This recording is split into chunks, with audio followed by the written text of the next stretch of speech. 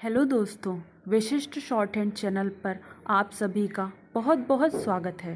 Please channel को like, subscribe और share करें ताकि नई नई डिक्टेशन आप सभी तक जल्दी जल्दी पहुंच सकें और जल्दी से जल्दी आप सिलेक्शन पा सकें। अध्यक्ष महोदय, सरकार चाहती है कि अन्न के मामले में देश आत्मनिर्भर बने, तो मेरा सुझाव है कि जिन जगहों पर काफ़ी संख्या में ट्रैक्टर से काम लिया जा रहा है, उसको कोई कारखाना नहीं मिल पाता है। अध्यक्ष महोदय, सरकार चाहती है कि अन्न के मामले में देश आत्मनिर्भर बने, तो मेरा सुझाव है कि जिन जगहों पर काफ़ी संख्या में ट्रैक्टर से काम लिया जा रहा है, आपको कोई कारखाना खोलना चाहिए और सस्ती कीमत पर उनकी मरम्मत की व्यवस्था करनी चाहिए। आप बाहर से ट्रैक्टर मंगा रहे हैं। मैं समझता हूँ कि यह सारा रुपया व्यर्थ व्यय किया जा रहा है। मेरा सुझाव है कि इस देश में ही ट्रैक्टर बनाया जाए। बाहर से खेती के सामान जो आ रहे हैं, कारखाने से होकर के आ रहे हैं, इनको वहाँ जहाँ भेजना हो वहाँ सीधा भेजा जा सकता है, किंतु हो यह रहा है कि पंजाब सरकार द्वारा इनको सारे देश में वितरित किया जाता है। चूँकि इनको पहले पंजाब भेजा जाता है और फिर सारे देश में भेजा जाता है, इसलिए खर्चा ज़्यादा लगता है।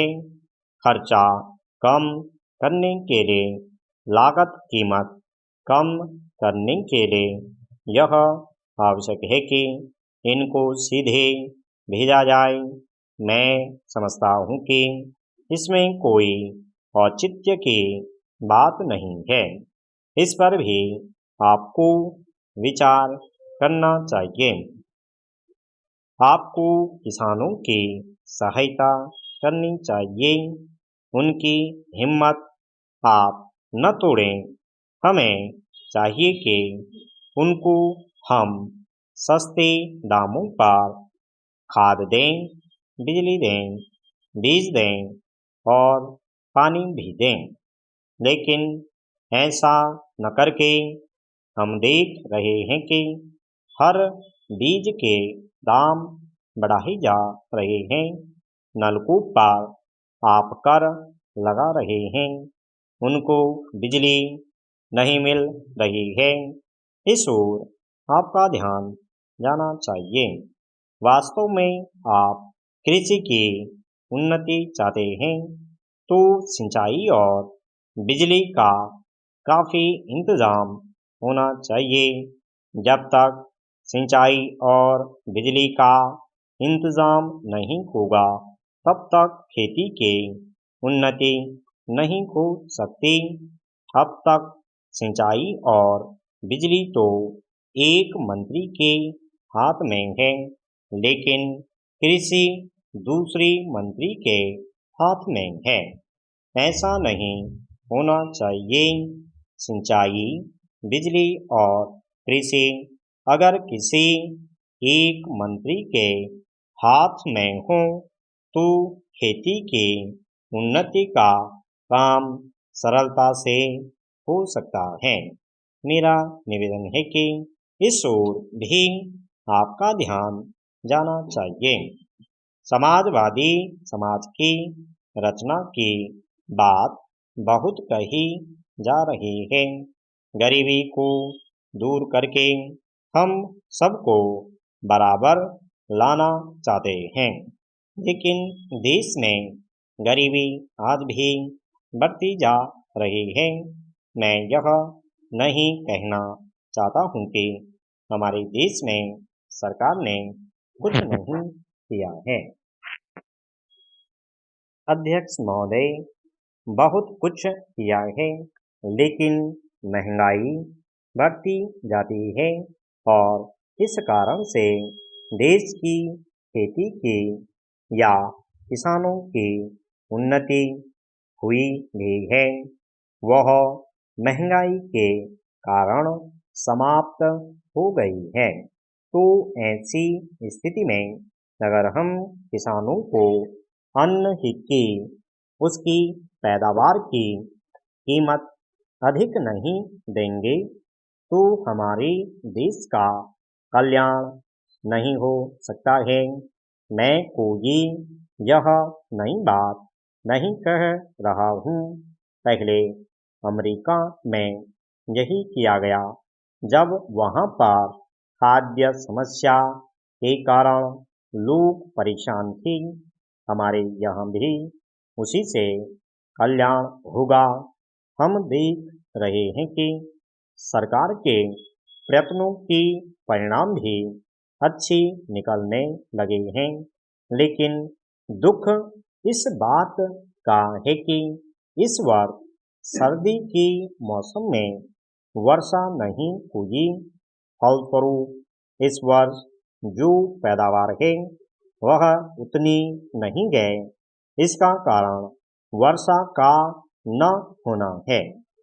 कुछ लोग कहते हैं कि इस वर्ष भी जो पैदावार है पिछले वर्ष की पैदावार के बराबर हो जाएगी, लेकिन अगर वर्षा हो जाती है तो निश्चय ही हमारी स्थिति बहुत अच्छी हो जाती है।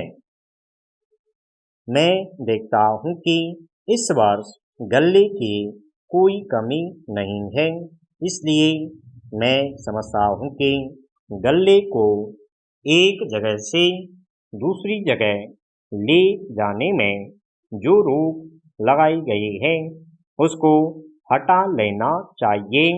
अभी हमारे राज्य में बड़ा अकाल पड़ा हुआ है, लेकिन वहाँ पर गल्ला भेजने की कुछ व्यवस्था की गई है और लोगों को गल्ला मिल रहा है। इसका परिणाम यह हो रहा है कि कोई भी आदमी भूखा नहीं मर रहा है। पिछले 2 वर्ष में कोई आदमी भूखा नहीं मरा। यह हमारे देश की सरकार के लिए बड़े ही संतोष की, बड़े ही गर्व की बात है। यदि अन्न की उपज हमें बढ़ाना है तो हमें पानी का इंतजाम करना चाहिए। आज वर्षा की बहुत कमी है। विशेष रूप से मैं अपने क्षेत्र की बात आपको बतलाना चाहता हूँ। 20 वर्ष पहले जितनी वर्षा वहाँ होती थी उतनी ही वर्षा आज भी होती है। वहाँ नहर भी है, लेकिन नहर का पानी वहाँ नहीं जाता है। नहर के पानी को आगे ही रोक लिया जाता है। बांध भी बना है, किंतु हमारे राज्य के लिए पानी नहीं दिया जाता है। इसका परिणाम यह होता है कि पानी न मिलने के कारण लोगों को काफ़ी परेशानी का सामना करना पड़ता है। कुछ लोगों ने नलकूप भी लगा लिए हैं, जिससे लाभ हुआ है। स्टॉप।